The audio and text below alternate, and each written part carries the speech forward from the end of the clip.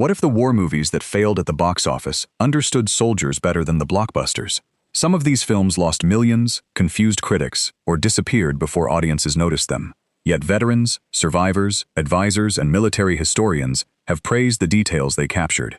These 37 films were not always perfect history, but each revealed something polished Hollywood victories often preferred to hide from viewers. Before the countdown begins, subscribe to the channel for more forgotten films, hidden histories, and stories Hollywood left behind. Number 37. The Gallant Hours, 1960. Forget roaring cannons and charging infantry. This film spends much of its time inside headquarters, where Admiral William Halsey studies maps, receives incomplete reports, and tries to predict an enemy he cannot see. That quiet approach was risky in 1960, and audiences expecting a conventional battlefield spectacle stayed away. Yet the restraint is exactly why military viewers have respected it. The story covers the tense weeks around Guadalcanal, when American forces were still learning how to fight a vast naval campaign with limited information. James Cagney plays Halsey not as an untouchable hero, but as a tired commander surrounded by clocks, telephones, weather reports, and men waiting for decisions. The film's most memorable sequence is not a giant battle. It is Halsey walking through a headquarters at night, while voices, signals, and casualty reports build pressure around him. He understands that one incorrect assumption can move ships into danger or leave Marines without support. What feels authentic is the waiting. Orders travel slowly. Intelligence arrives in fragments. Senior officers appear confident because everyone below them needs confidence, even when uncertainty is eating them alive. Its drama comes from responsibility itself. That seriousness helped sink it commercially. There was little action for trailers and almost no simple victory speech. But veterans who had served around command posts recognized the emotional truth. War was often decided by exhausted people staring at paper, making choices before the facts were complete, and then living with the result. Number 36. Decision Before Dawn, 1951. A ruined German town opens this story like a warning. Buildings are broken, civilians are hungry, and American officers are searching prisoner compounds for men willing to return behind their own lines. The mission sounds impossible, because it nearly is. Recruit German prisoners of war, train them as spies, and send them back into a collapsing country where one wrong accent or nervous glance can expose them. The central figure, known as Happy, is a young German medic who agrees to help the Allies because he believes his country must be saved from further destruction.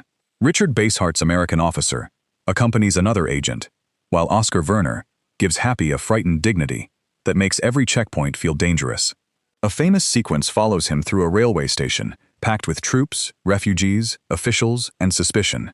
Nothing explodes. Instead, the scene tightens through uniforms, documents, questions, and the possibility that somebody remembers his face. Streets feel cold and hollow. People barter, whisper, and survive. The film also refuses to pretend every German soldier thought alike. Some remain loyal, some are terrified, some are simply trying to reach home, and others understand the war is already lost. Its thoughtful ambiguity was not easy entertainment, and it never became the popular success its Academy Award nominations suggested. Still, veterans and historians have valued its unsentimental view of intelligence work. Espionage here is not glamorous. It means loneliness, divided loyalty, memorized lies, and the terrible knowledge that the people hunting you may once have been your neighbors. If these overlooked films deserve another chance, tap like and tell us which one surprised you most. Share the video, subscribe, and stay with us, because the most powerful entries are still ahead. Number 35. They Were Expendable, 1945. Before victory celebrations had fully ended, John Ford made a film about retreat. Set during the fall of the Philippines, it follows American patrol torpedo crews ordered to fight with fragile boats, unreliable engines, and almost no hope of reinforcement. Robert Montgomery plays Lieutenant John Brickley, a commander modeled on the real John Bulkley, while John Wayne portrays Rusty Ryan, an officer who initially sees the small boats as career-ending assignments. The famous night attack shows the crews racing across black water toward larger enemy ships. Searchlights sweep the sea, engines scream, and the boats release their torpedoes before turning away under fire. The excitement is real, but Ford keeps showing the cost. Damaged hulls, exhausted mechanics, wounded sailors, and boats cannibalized for parts. Montgomery had commanded PT boats during the war, and his experience is visible in the practical details. Men sleep where they can, repair engines with whatever remains, and speak in short sentences because there is no energy for speeches. Ford, also a decorated wartime filmmaker, understood that retreat creates its own kind of courage. The crews are not defending a clear path to victory. They are buying time for someone else. Despite strong reviews, audiences were reluctant to watch a story ending in withdrawal and abandonment. The film therefore performed below expectations. Yet veterans recognized what the title meant. Expendable was not an insult shouted by a villain. It was an operational fact. Some units were ordered to hold, delay, and disappear so the larger force could survive. If you have ever believed older war films were always simple flag-waving adventures, this one quietly proves otherwise. It honors the men without pretending their commanders could save them. Number 34. The Train, 1964. Steel, steam, and real machinery dominate every frame. Rather than building a miniature railway and pretending it was France, director John Frankenheimer crashed actual locomotives, staged practical derailments, and filled the screen with the dangerous weight of industrial war. The story begins as German officers prepare to remove France's greatest paintings before Paris is liberated. Burt Lancaster plays Labiche, a railway worker and resistance leader who is asked to stop the train without destroying its priceless cargo. At first, he questions whether paintings are worth human lives. Soon the railway itself becomes a battlefield.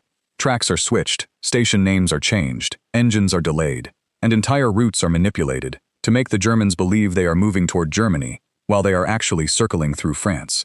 The celebrated sequence involving a locomotive collision remains astonishing because the machines have genuine mass. Metal bends, smoke fills the yard, and workers scatter as a full-sized engine tears into wreckage. Yet the quieter sabotage is more accurate to resistance operations. Paperwork altered, signals ignored, bearings damaged, and ordinary employees taking risks that could never be publicly credited. The movie takes liberties with the real story of art curator Rose Valland and the resistance around looted art. Still, veterans and historians have admired its physical realism and its understanding that railways were the bloodstream of occupation. Armies needed fuel, ammunition, food, and schedules. Interrupt the timetable, and a powerful force could be made strangely helpless. The production costs rose sharply, while the serious black and white film struggled against lighter entertainment. Its disappointing returns hid an achievement. Few war movies have made logistics feel so suspenseful, or shown so clearly how resistance often depended less on guns than on workers who knew exactly how a system functioned. Number 33. Play Dirty, 1969. Nothing about this desert mission feels noble. A polished British officer is forced to work with thieves, smugglers, and men who understand survival better than military ceremony. Their objective is to cross North Africa, destroy an enemy fuel depot, and return through territory where uniforms offer almost no protection. Michael Caine plays Captain Douglas, an oil company employee turned officer who knows maps and machinery but not the brutal rules of irregular warfare. Nigel Davenport's Leach commands the raiding party with cold experience. Early in the journey, the group removes identifying badges and disguises its vehicles. That detail matters because operations behind enemy lines depended on deception, captured equipment, and a willingness to operate beyond ordinary expectations. The most remembered sequence comes near the fuel installation. After days of sand, mechanical trouble, mistrust, and false information, the raiders discover that their mission has been shaped by larger strategic games. Explosions finally arrive, but they do not provide release. The men are trapped between enemy forces and the indifference of their own command. Audiences in 1969 were offered no comforting heroes. Its commercial performance was weak, and it remained overshadowed by more famous desert adventures.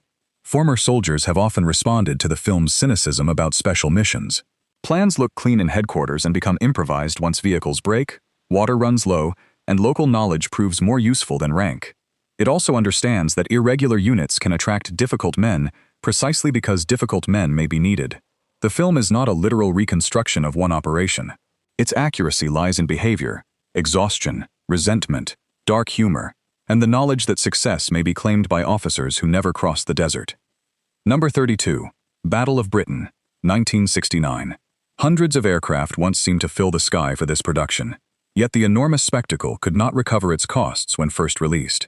The film spent heavily to recreate the air campaign of 1940, using real aircraft, large formations, practical effects, and advisors from both sides. Instead of following one invincible pilot, the story moves between fighter stations, command rooms, radar posts, civilian shelters, German headquarters, and exhausted squadrons. That structure mirrors the battle itself. Britain's defense depended not only on pilots, but on radar operators, ground crews, observers, controllers, factories, and a command system capable of placing limited aircraft where they were most needed. One famous sequence begins with radar reports and telephone calls before fighters even leave the ground. Controllers push markers across a table, women relay bearings, pilots run toward waiting aircraft, and mechanics pull away wheel chocks. The scene shows that an aerial victory could begin in a quiet room long before the first aircraft met.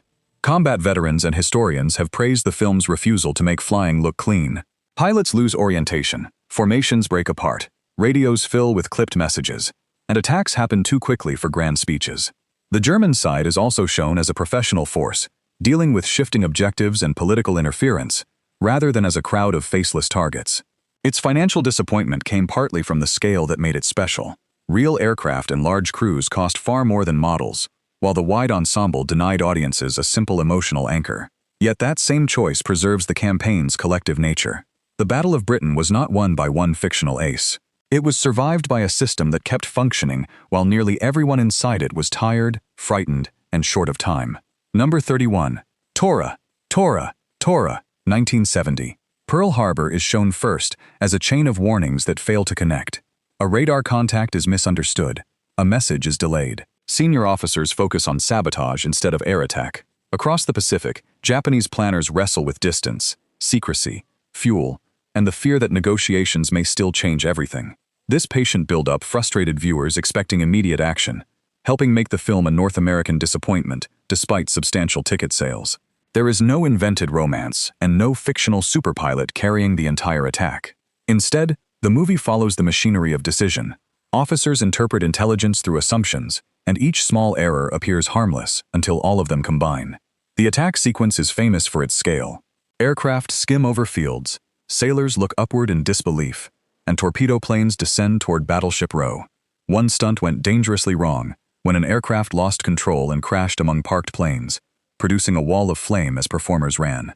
The shot remained in the film, giving the moment a terrifying reality. Veterans and military historians have long valued the attention to procedure, equipment, and chronology. The picture shows that surprise did not come from one foolish mistake. It came from scattered information, unclear responsibility, and an opponent who had studied the harbor carefully. It also acknowledges Japanese doubts about awakening a much larger industrial power. The film simplifies some people and compresses events, but its basic respect for cause and effect remains rare. Audiences in 1970 found it slow and emotionally distant. History benefited from that distance. By refusing to manufacture a central hero, the movie lets the disaster emerge from institutions, decisions, and ordinary people who do not yet realize they are standing inside a turning point. Number 30. Too Late the Hero, 1970. Mud, insects, and distrust greet a reluctant American officer when he arrives at a British base in the Pacific. Lieutenant Lawson is a Japanese language specialist who expects an easy assignment, only to be sent with a patrol ordered to destroy an enemy radio transmitter. The mission quickly becomes less about heroism than about which men will still be alive when the jungle closes behind them. Cliff Robertson plays Lawson as intelligent but openly afraid, while Michael Caine's Private Tosh Hearn has already learned that bravery and obedience are not always the same thing. Their unit includes a commanding officer desperate to prove himself, and soldiers who no longer believe every order deserves sacrifice. That friction makes the patrol feel lived in rather than polished. The famous open ground sequence is almost unbearable. Survivors must cross a wide field toward their own lines while hidden enemy guns wait for movement. Instead of charging together beneath swelling music, the men argue over timing, distance, and who should draw attention. Every step exposes the selfish bargains that war can force upon people.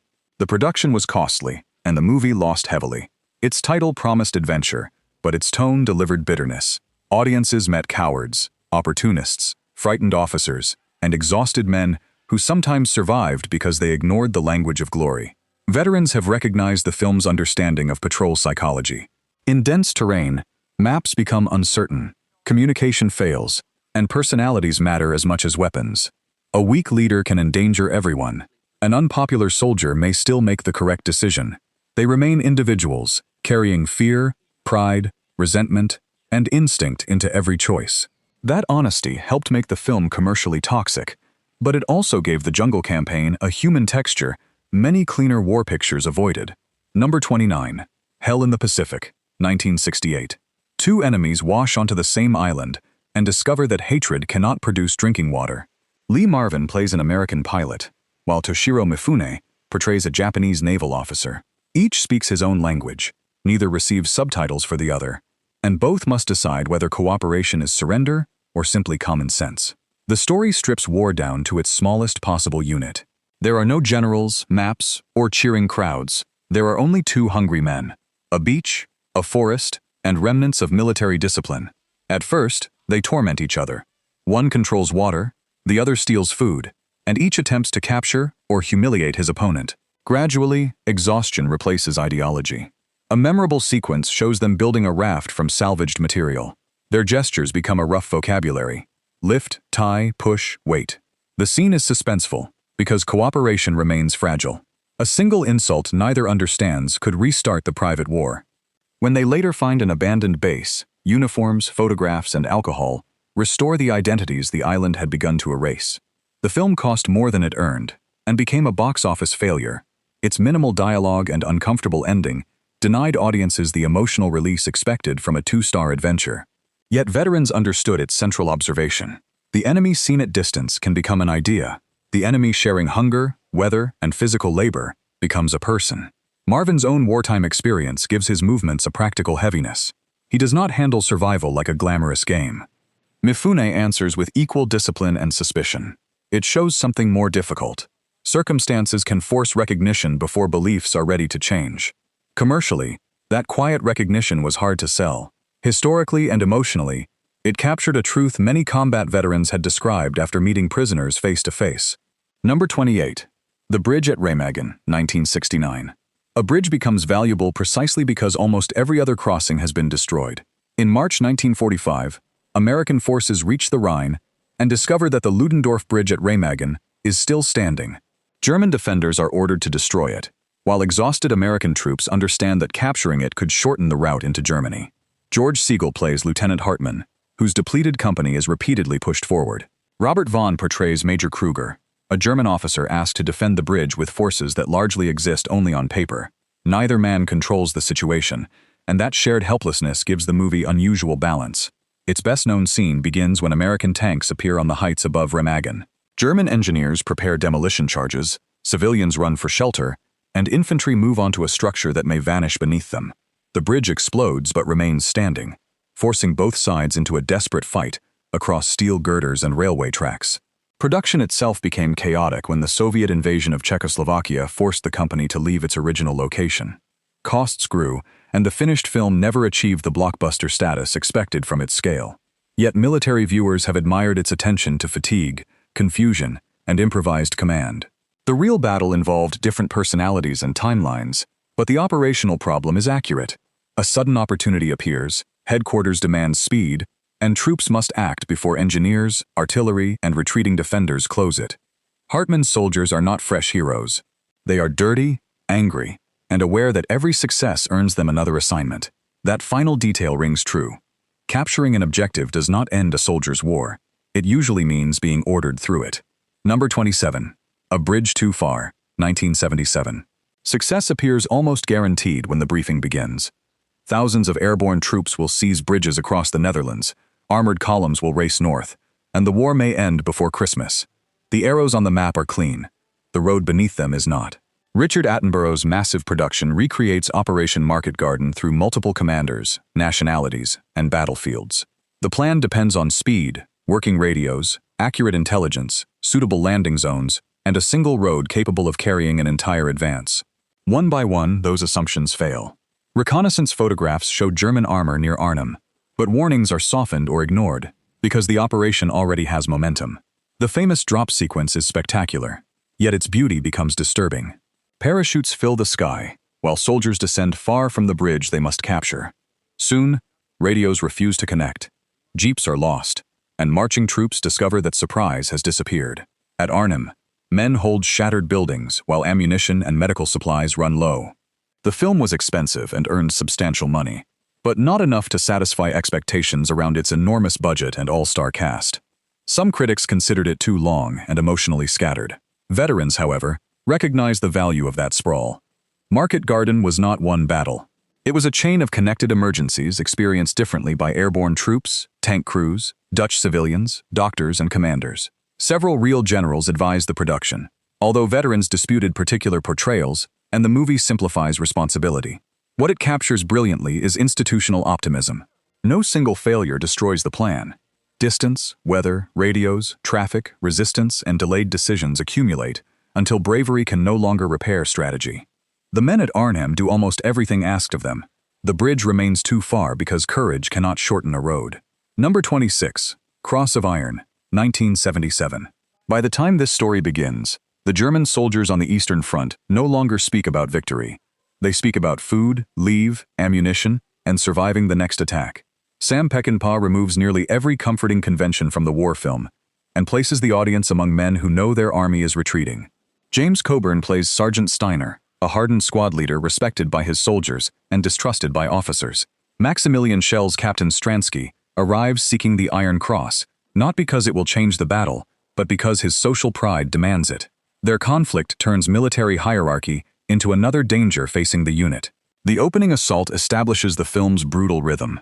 Artillery tears through defensive positions, tanks emerge through smoke, and infantry disappear into mud and tall grass. Peckinpah's editing stretches seconds, repeats impacts, and shows soldiers reacting with confusion rather than choreographed confidence. Later, Steiner's men are mistakenly left behind during a withdrawal and must fight their way back through territory their own command has abandoned. Its bleakness, German protagonists, and lack of a traditional victory made it commercially difficult. In West Germany, it found a stronger audience, but internationally, it never justified its troubled production. Military historians and veterans have praised its mud, equipment, small unit behavior, and refusal to romanticize the Eastern Front. The characters are fictional, and the action is heightened, yet the atmosphere feels credible. Artillery dominates, officers compete, and enlisted men develop loyalty to one another rather than to slogans. The final laughter is famous because it offers no triumph. Steiner and Stransky stand inside absurd destruction, and the sound becomes the only sane response to a system demanding medals while an army collapses. Number 25. The Seawolves, 1980. Retired businessmen in Calcutta receive an extraordinary invitation: return to military service, sail into neutral Portuguese territory, and disable a German ship secretly transmitting Allied shipping information.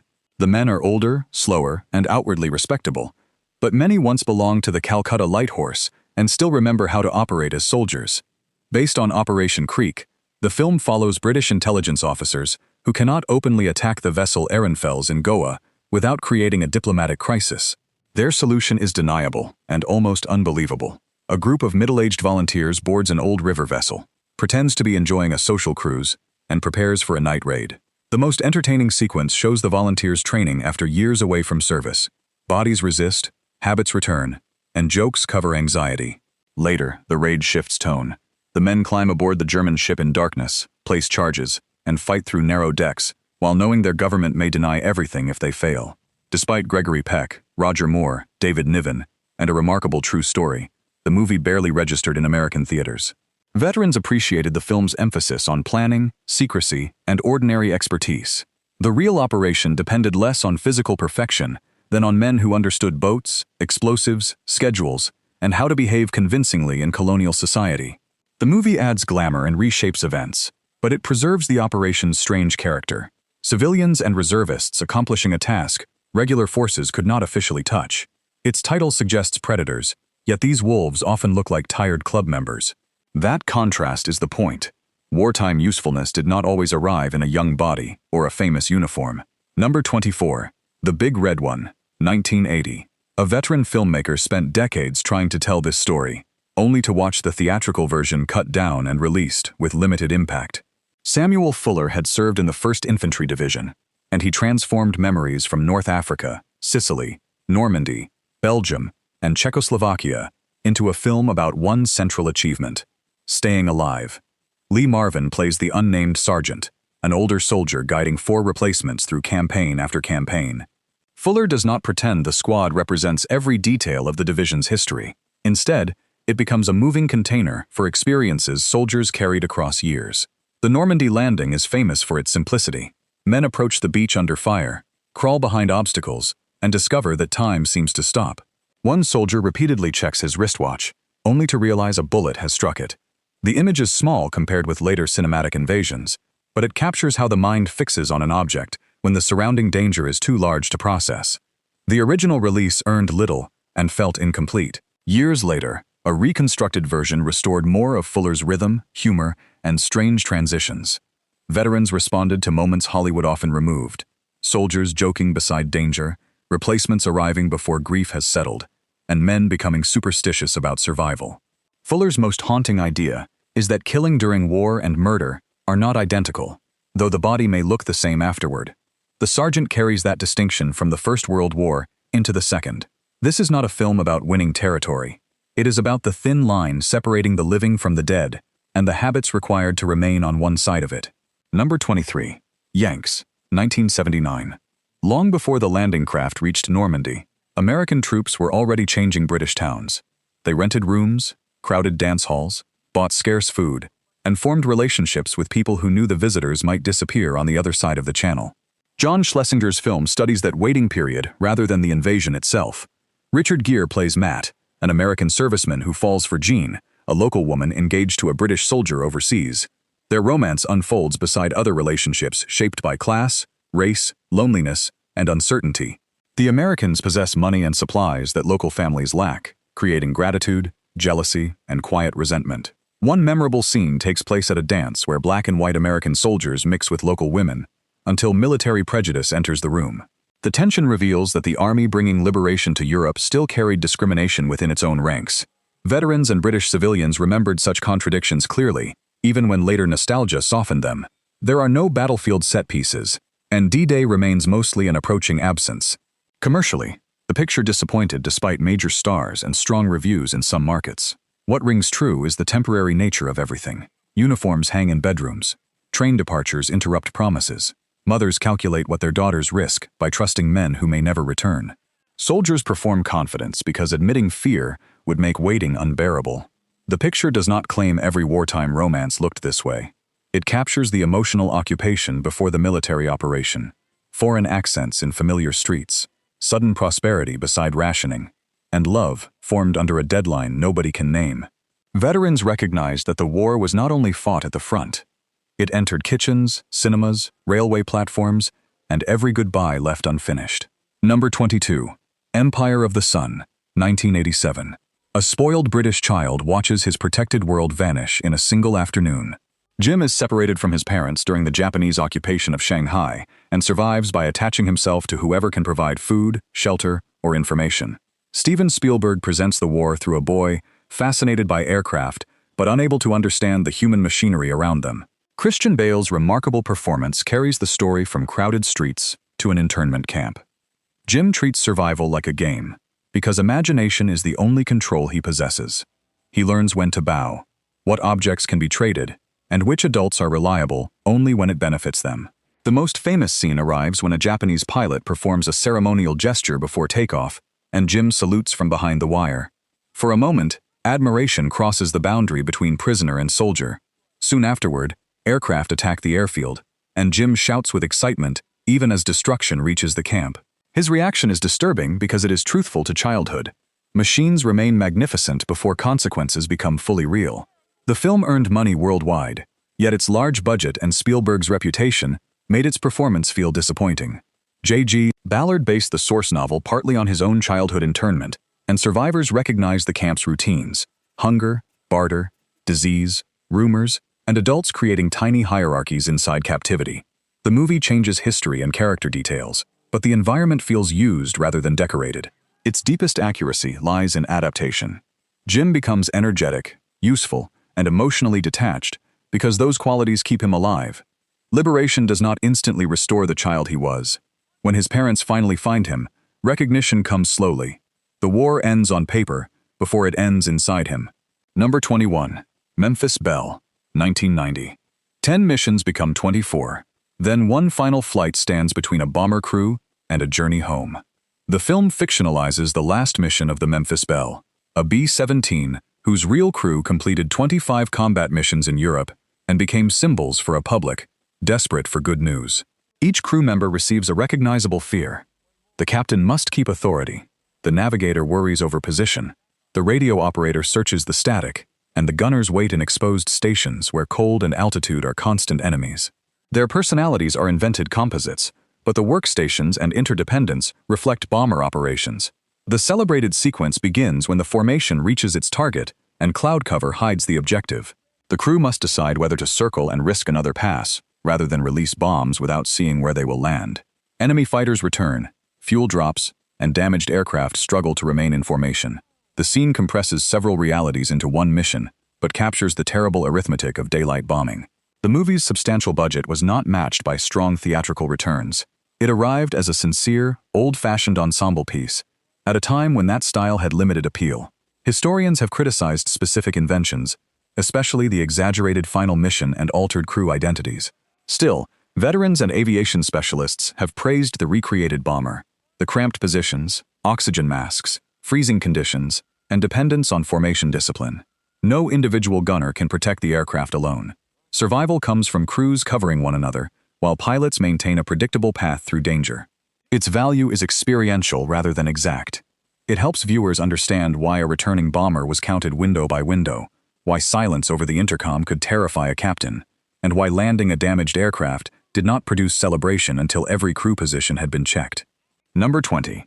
Stalingrad, 1993.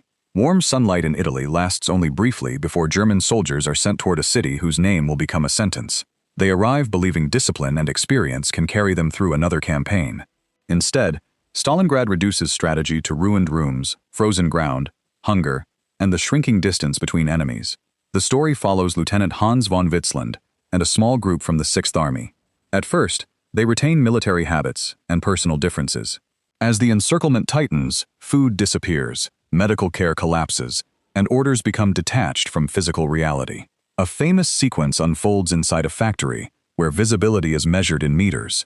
Soldiers move through dust, metal, and broken machinery, while shots arrive from unseen positions. The battle has no clean front. One stairwell may be held by Germans, the next room by Soviet troops, and the ground between them by nobody for long. Later scenes in the snow remove even that structure, leaving men wandering through white emptiness. The German production found critical respect but only limited international commercial reach. Its language, despair, and refusal to create a redeeming victory made it difficult to sell broadly. Yet military historians and veterans have often placed it among the strongest portrayals of the Eastern Front. It begins when rations become rumors. Wounded men realize evacuation is unlikely, and soldiers stop believing headquarters understands their condition. It also refuses to turn ordinary German troops into innocent bystanders. Brutality, complicity, fear, and endurance exist together. No heroic rescue arrives. The men are not saved by personal growth or a final courageous act. That is the historical weight the film preserves. At Stalingrad, an entire army could fight fiercely, while its strategic situation became impossible. The cold does not care about rank, ideology, or how the campaign was described at home. Number 19. Paradise Road, 1997. After ships carrying civilians from Singapore are attacked, women and children reach shore, only to enter years of captivity. Their prison camp is defined by hunger, illness, forced labor, and the uncertainty of whether families elsewhere even know they survived.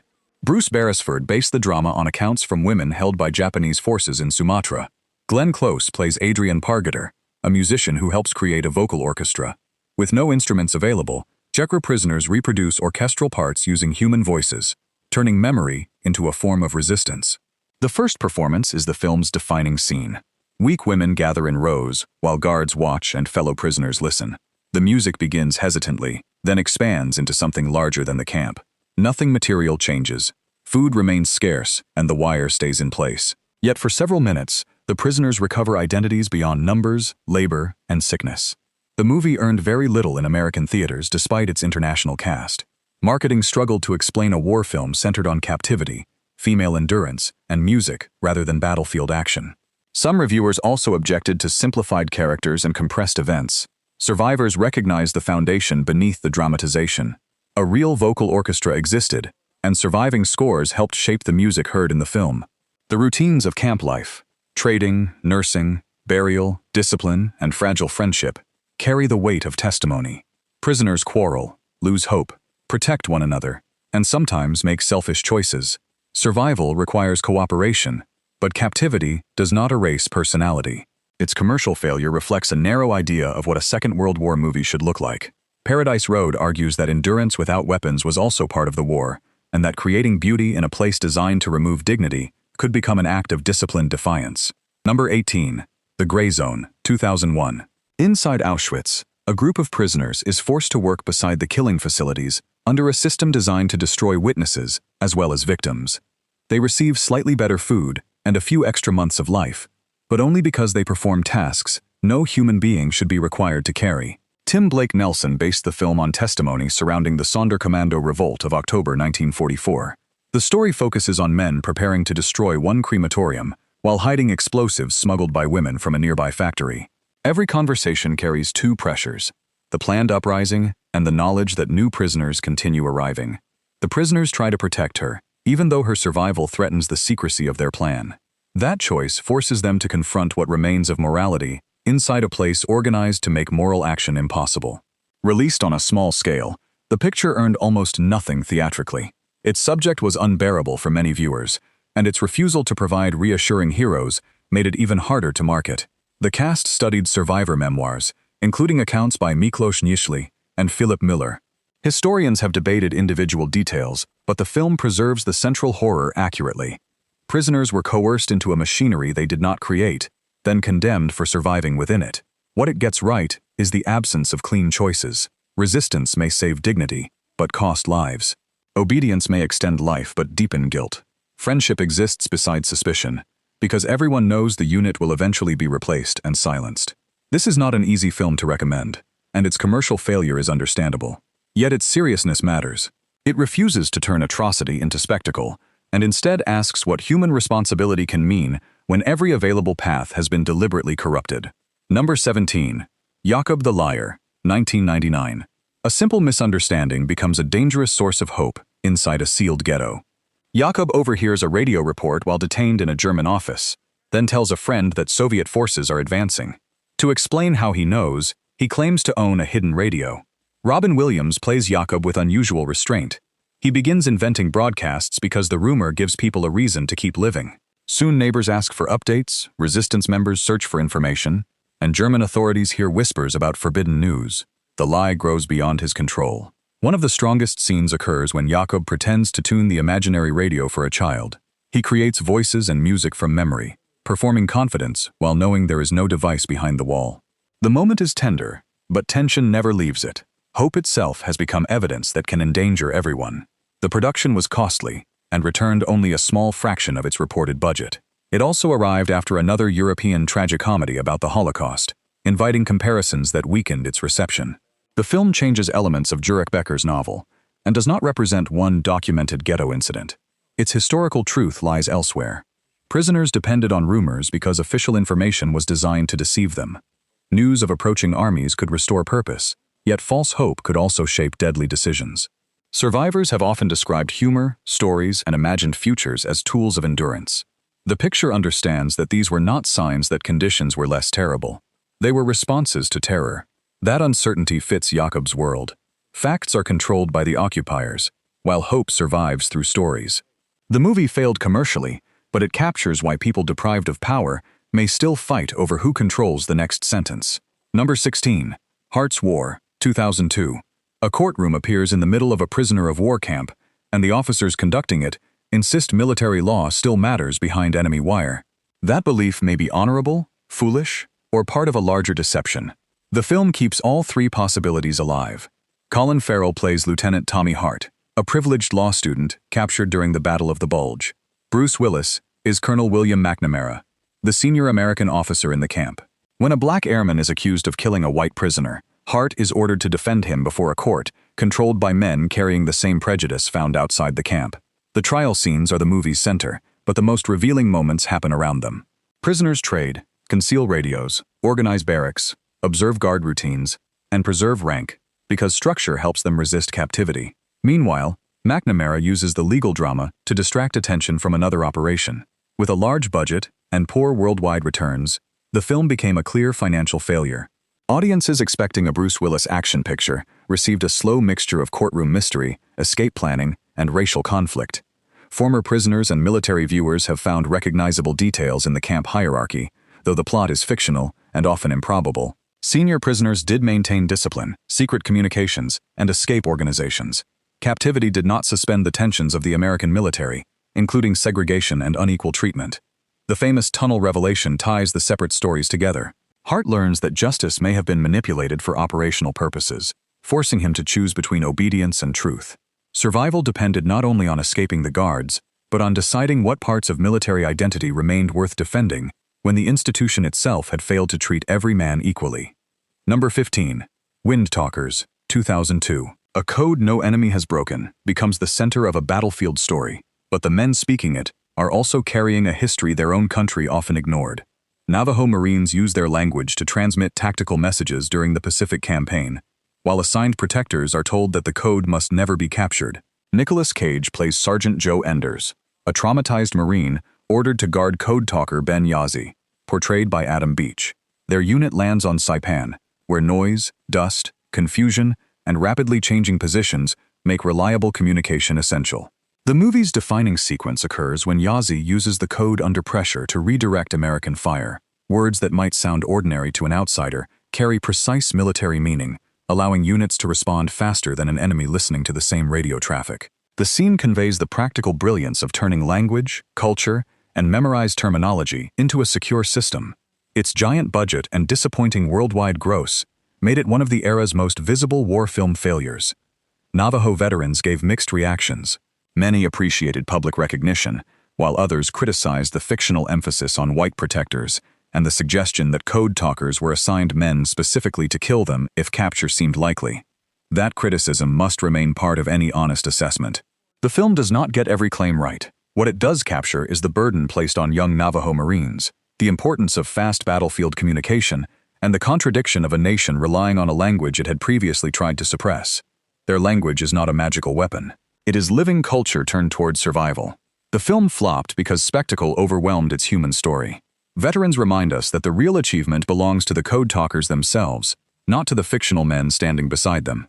Number 14. The Great Raid, 2005. 500 prisoners wait in a camp where illness, hunger, and fear have weakened nearly everyone. The film dramatizes the 1945 raid on Cabanatuan in the Philippines. Benjamin Bratt plays Lieutenant Colonel Henry Mucci, while James Franco portrays Captain Robert Prince, the officer who develops the assault plan. A parallel story follows resistance members smuggling medicine to the camp. The raid sequence is the reason the picture deserves rediscovery. Scouts observe guard routines, rangers crawl across open ground, guerrillas block a nearby road, and a low-flying aircraft distracts the camp. Once firing begins, the rescue depends on speed. Weak prisoners must be carried, carts found, and columns moved before reinforcements arrive. The production cost tens of millions and earned only a small portion back. Delayed release and subdued marketing left it stranded between prestige history and action entertainment. Historians note that the film compresses characters, adds romance, and heightens certain conflicts. Yet its operational outline respects the real achievement. The Cabanatuan raid succeeded because Rangers, Alamo Scouts, Filipino guerrillas, local civilians, and prisoners all performed different tasks at the correct moment. Veterans have valued the attention given to planning and cooperation. The assault is not portrayed as a spontaneous charge by one fearless leader. Intelligence, rehearsal, local support, and evacuation matter as much as marksmanship. Its most accurate image may be the slow journey away from the camp. Rescue is not complete when the gates open. Men who can barely walk must still cross dangerous ground. The film's box office failure hit a rare lesson. A successful mission can look dramatic only because weeks of careful work made those few minutes possible. Number 13. Flags of Our Fathers, 2006. One photograph becomes a symbol before the men inside it understand what the country needs from them. Clint Eastwood's film follows the second flag raised on Iwo Jima, and the public campaign built around 3 surviving figures associated with the image. The story moves between combat and a war bond tour. On the island, Navy Corpsman John Bradley, Marine Renee Gagnon, and Pima Marine Ira Hayes endure confusion, hidden defenses, and sudden loss. Back home, they stand beneath enormous recreations of the photograph, while announcers turn private memories into a clean national story. The most famous sequence contrasts the flag raising with its later reenactment in a stadium. Fireworks burst, crowds cheer, and the men climb a papier-mâché mountain. Ira looks down and remembers wounded comrades being carried through volcanic sand. The celebration becomes unbearable because the audience is applauding an image while he remembers individuals. The film earned far less than expected from its budget and prestigious team. Its fractured timeline and somber tone resisted easy marketing. Veterans praised the landing's noise, confusion, black sand, and the corpsmen moving under fire.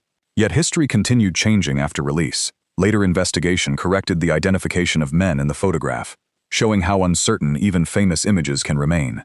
Symbols simplify, memory resists. No photograph can explain the weeks of fighting, and no Bond tour can speak for every man on the mountain. The movie is imperfect in identification and compression, but emotionally accurate about public heroism. Veterans often know that the person praised at home may be thinking only of those who did not return. The film failed to become a crowd-pleasing hit because it asks viewers to look behind the picture they came to honor. Number 12. Defiance, 2008.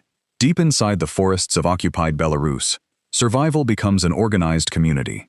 The Bielski brothers gather Jewish fugitives, build shelters, find food, establish workshops, and protect people who would otherwise face capture. Their camp is not merely a fighting unit. It is a hidden village. Daniel Craig plays Tuvia Bielski, who argues that saving lives matters more than seeking revenge. Liev Schreiber's Zeus believes armed resistance must strike harder, and eventually joins Soviet partisans. A memorable scene shows the camp moving through a frozen marsh while German forces close in. Elderly people, children, and wounded refugees struggle through water as armed fighters attempt to hold the route. The sequence emphasizes what makes this story different from a conventional partisan adventure. Every military decision must protect civilians who cannot move like soldiers. The film grossed more than its production budget, but did not become the major commercial success expected after marketing costs and a wide release. Some historians and descendants disputed portrayals, omissions, and the simplified treatment of local violence. Still, the foundation is real. The Bielski group saved more than 1,000 people by creating a functioning refuge under extraordinary danger. Survivors remembered schools, kitchens, repair work, religious life, arguments, and discipline alongside combat. The movie's strongest accuracy is logistical. People need calories, sanitation, medicine, guards, information, and rules. A forest cannot protect anyone by itself. It must be turned into a system. Defiance occasionally pushes events toward Hollywood action, yet it preserves the radical scale of the achievement. The brothers did not only fight. They made it possible for families to remain alive together, refusing the idea that resistance belonged solely to the young and armed. Number 11. Days of Glory, 2006. French villages celebrate liberation without always seeing who liberated them. This film follows North African soldiers recruited from Algeria and Morocco into the French army. Men asked to fight for a country that denied them equal treatment. 4 soldiers carry the story through Italy, Provence, and the Vosges. Abdelkader believes service may earn respect. Saïd seeks belonging. Messaoud falls in love with a French woman, while Yassir fights partly for money. Their motives differ, but discrimination follows them into uniform. One sharply remembered scene concerns food. White French troops receive tomatoes, while colonial soldiers do not, and a protest grows from that small inequality. The moment seems minor beside battle, yet veterans understood its importance. Armies reveal their values through pay, promotion, leave, rations, and whose complaints are heard. The final defense of an Alsatian village is staged with frightening isolation. A handful of men hold buildings and streets, while promised support remains distant. Their sacrifice later becomes part of a national victory that barely remembers their names. Internationally acclaimed and honored in France, the picture received only limited theatrical attention in many other markets. It never became the global hit its scale and importance deserved. The story combines fictional characters with documented patterns of service and discrimination. What veterans say it gets right is the double demand placed on these troops. They had to prove themselves against the enemy, and inside their own army. Courage did not automatically produce equality. The film ends not with a parade, but with an old veteran living quietly in modern France. That image turns forgotten history into a living debt. Nations often celebrate victory more easily than the people whose service complicates the story they prefer to tell. Number 10. Land of Mine, 2015. The war is over, but the beach is still armed. Young German prisoners are brought to Denmark and ordered to clear thousands of mines placed along the coast during the occupation. Many are teenagers, and their Danish sergeant begins the assignment seeing only the uniform they wore. Roland Muller plays Sergeant Karl Rasmussen, whose anger slowly collides with the boys' hunger, fear, and inexperience.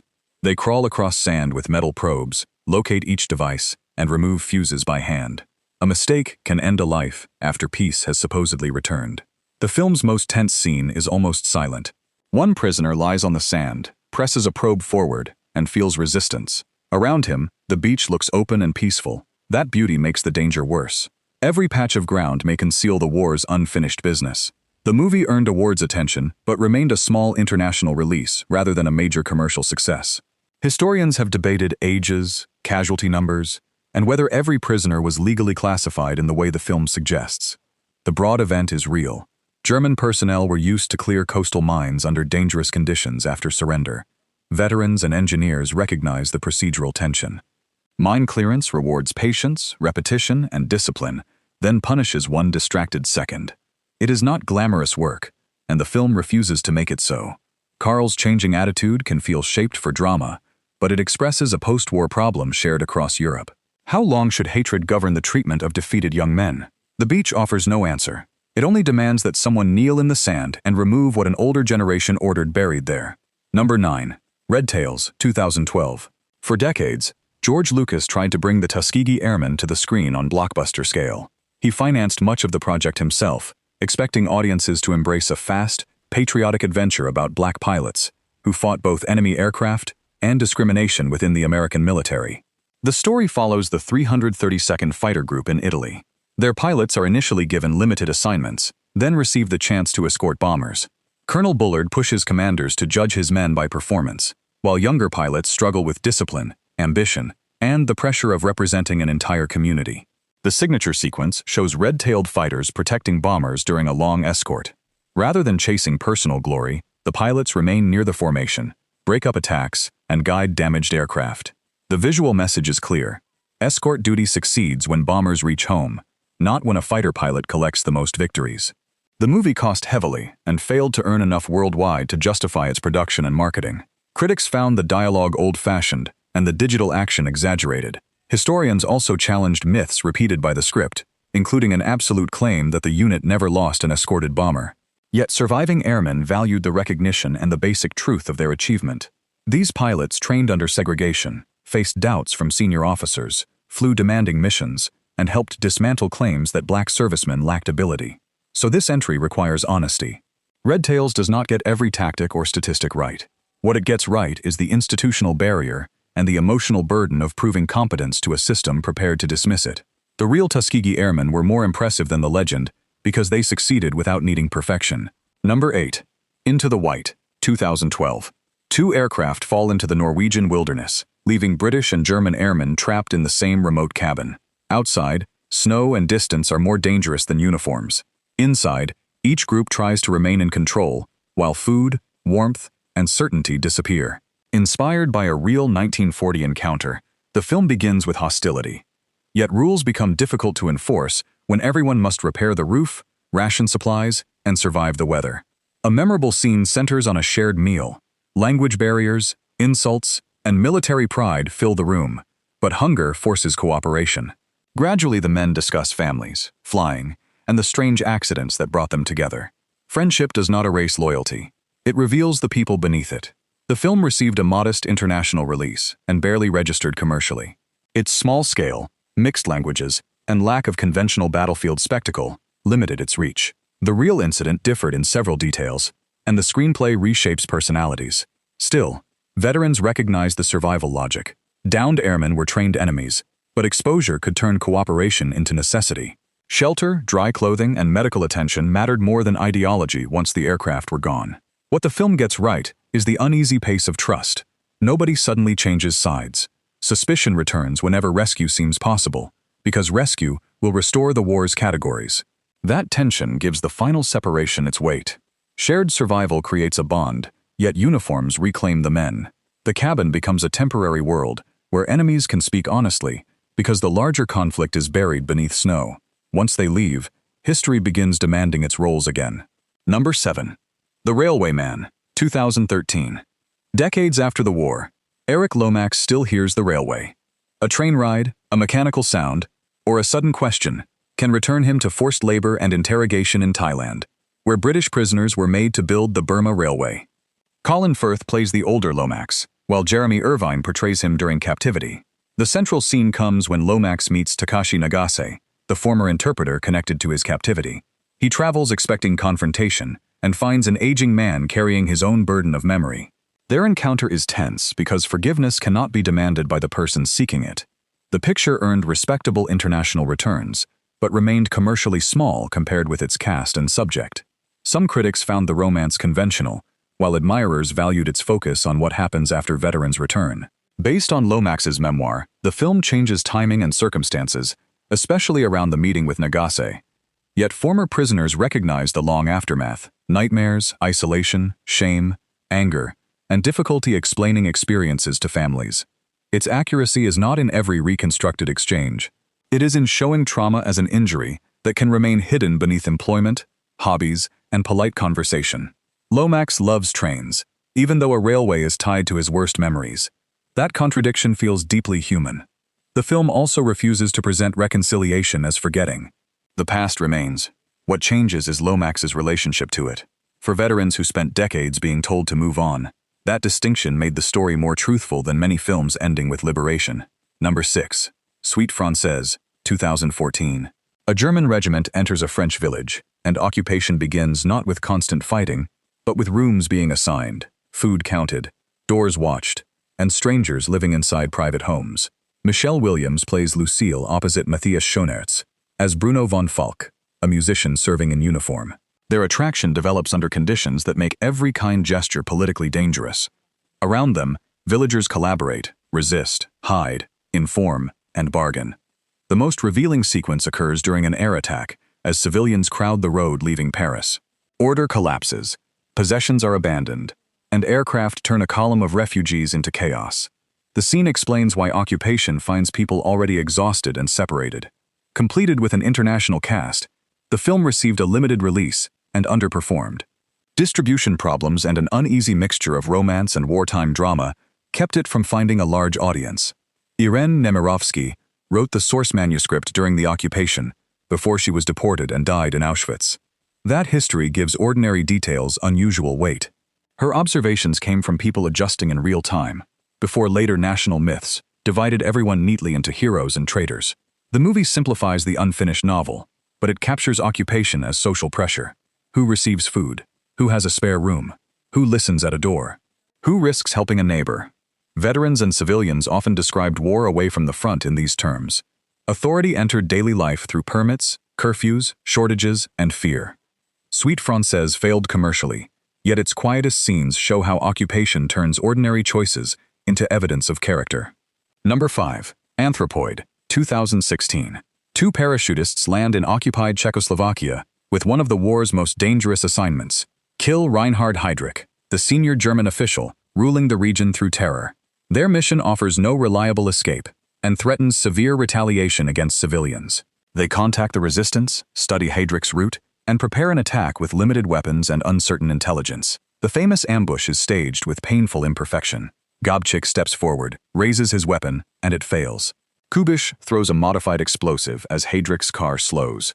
Confusion replaces the clean precision usually given to cinematic assassinations. The men escape without knowing whether the mission succeeded. The final stand inside the Church of Saints Cyril and Methodius is even more powerful. Paratroopers defend the crypt against overwhelming forces, while water floods through a window and ammunition runs out.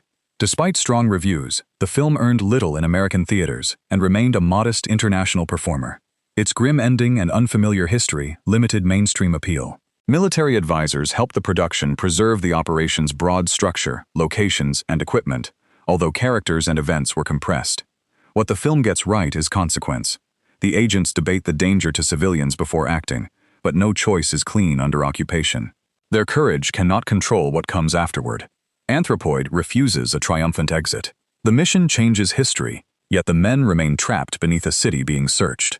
Success and sacrifice arrive together, which is why veterans have respected its hard, disciplined tone. Number 4. Alone in Berlin, 2016. Grief turns an ordinary couple into a resistance movement of two.